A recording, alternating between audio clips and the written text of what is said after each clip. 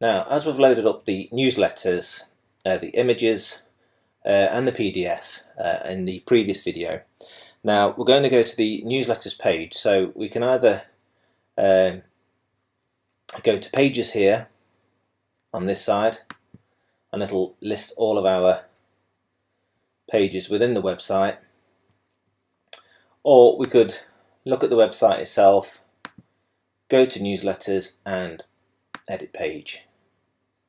So for now I'll just go back to our pages here and go to newsletters. We can click on there, and this is our newsletters page where we edit. Now on this side here we have visual, which gives us a graphical representation, or we have text, which is more of the code and the HTML side of it. So visuals normally the one you'd be having on there. Now I'm going to swap these out just for testing purposes. This is the image we already have, so I'm going to press this red circle to delete the image. Now we have to make sure that our cursor is within this squared brackets area, and we can press add media, and we shall go for the first image. We can click some alt text just saying news letter May, and check our size. These are already being pre-done at 650 pixels wide, and insert into page.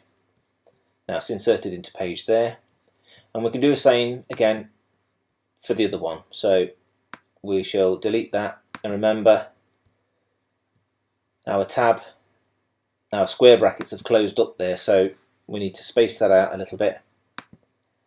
And so we've got a flashing cursor there. We can add media, go for our, I think that's page number 2 for instance, or newsletter number 2.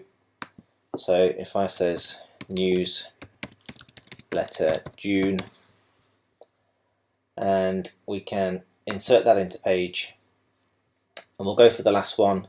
There's actually no image there, I think it's missing, so we'll just delete whatever's there.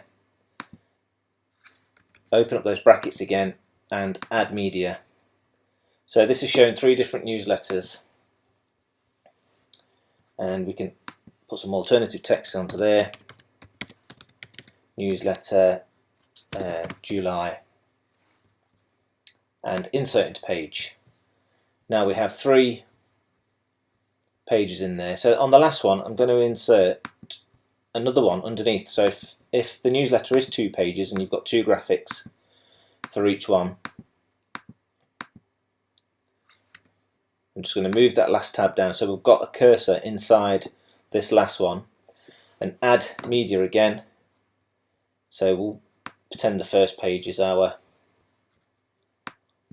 other one. So we've got 2 in this last one here now. So I'm going to press update, and then we can view them in our newsletter section. And there you see, that's the first one.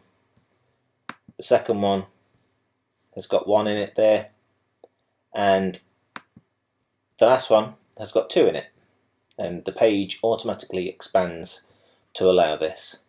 Now currently they're just linking to their own pictures again, so we want to change that and link it to the actual real PDF.